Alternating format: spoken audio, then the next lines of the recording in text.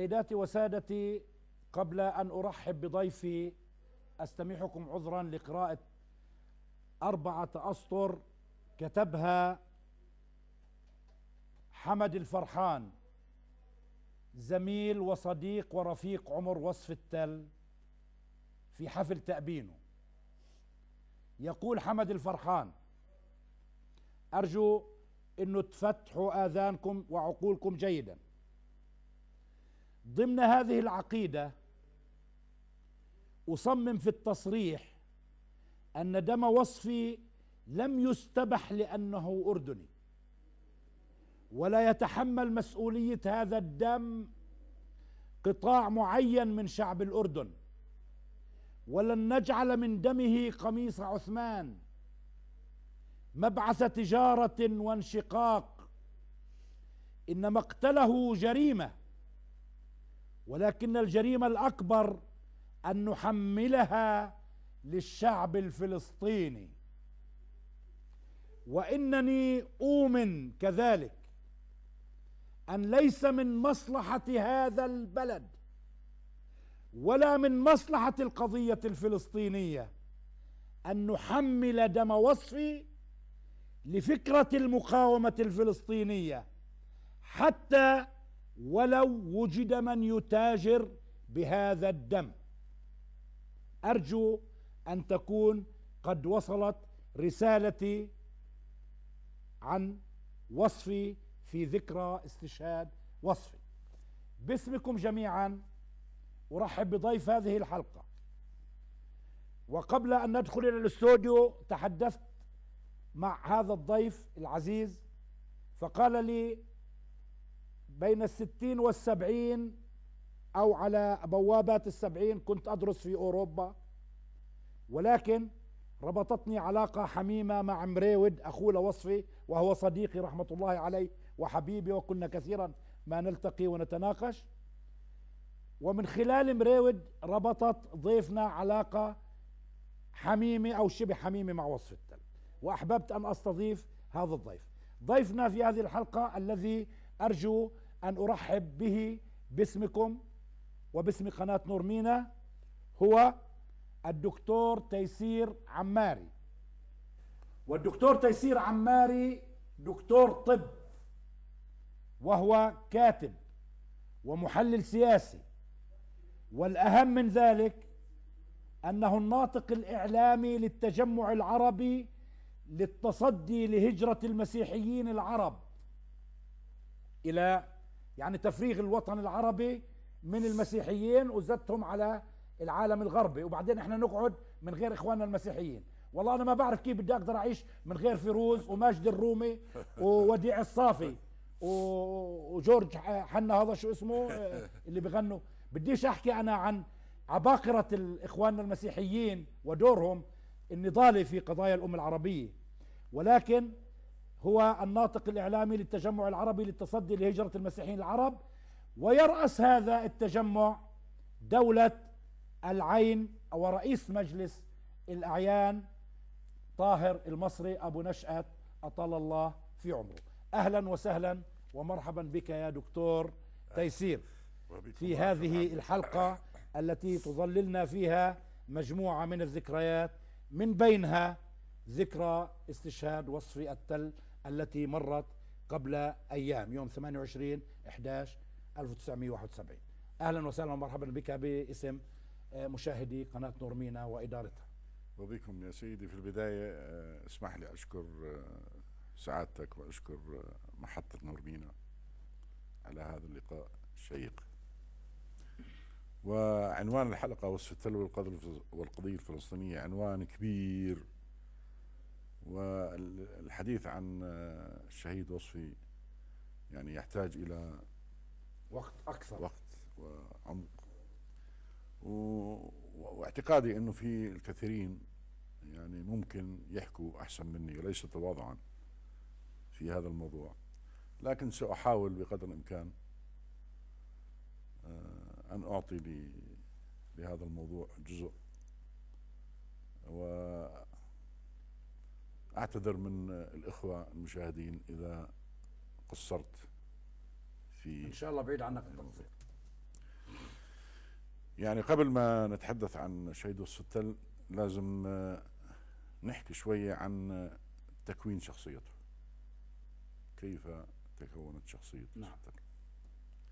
وصف التل ولد في العراق من أم كردية، ذهب والده شاعر الأردن عرار وتزوج هناك، وبعد فترة رجع الأردن، ترك زوجته ومصطفى عند جده التركي. نعم.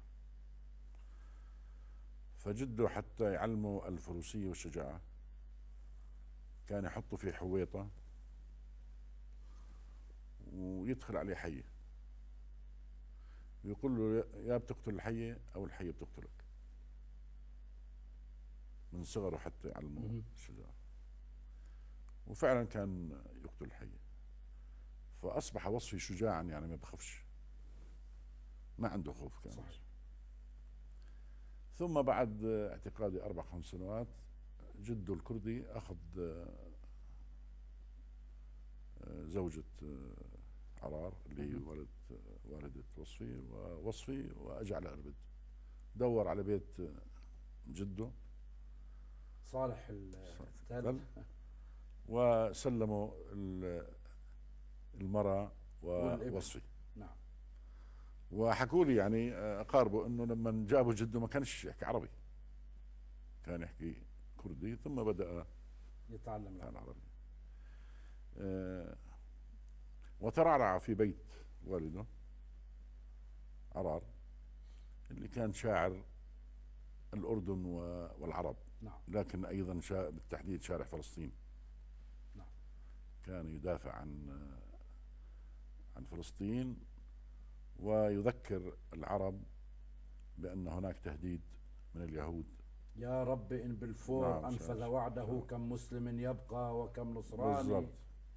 فمن هنا وصفي يعني عشق فلسطين عشقا حقيقيا، وزي ما تفضلت حضرتك في مقدمة البرنامج كان فلسطينيا قبل أن يكون أردنيا. نعم.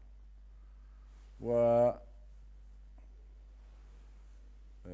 بالإضافة إلى ذلك تعلم من والده حب الفقراء والمحتاجين والفلاحين والمقهورين والمظلومين وغيره. بعد ما صارت أحداث عمان التقى وصفي وياسر عرفات وأخذوا معاه على جرش وألقوا اثنين خطاب في جرش، ولكن كانت التعبئة والتحشيد ضد الأردنيين من الفلسطينيين وضد الفلسطينيين الأردنيين، فهجمت امرأة على أبو عمار وكانت بدها تضربه، فوقف وصفي بينه وبينها، بين أبو عمار وبينها. وصفي كان يطمح لإقامة علاقة نظيفة بين المقاومة الفلسطينية صحيح. وبين الدولة الأردنية. صحيح.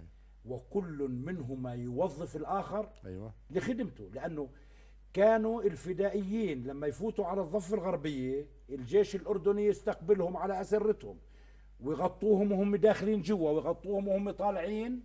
صحيح. ويتقاسموا لقمة الخبز والعلاج. هذا الحكي لغاية سنة 70. شايف؟ فهذا اللي كان يطمح إليه وصفي. صحيح. علاقة سليمة، كل واحد فينا يعرف شو حقوقه وشو حدوده. أنا شفت البدلة اللي كان لابسها عندما استشهد، وراني اياها مريود الله يرحمه. نعم. كانت محطوطة في كيس والجاكيت كان في ثقب رصاصة واحدة. نعم.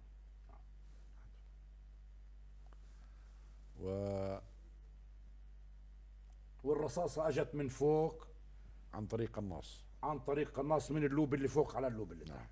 نعم. من فوق الدرج. واللي اجوا هذول من جابوهم من بيروت وما نعرف ايش، ولا لهم علاقة في البتنجان. في اللوبي بعد يعني مشان يطخطخوا. نعم. لما وصفي نعم. كديكور يعني. نعم. لانه عشان يضيعوا الطاسة. لانه اللي استفاد من قتل وصفي نظام السادات. نعم.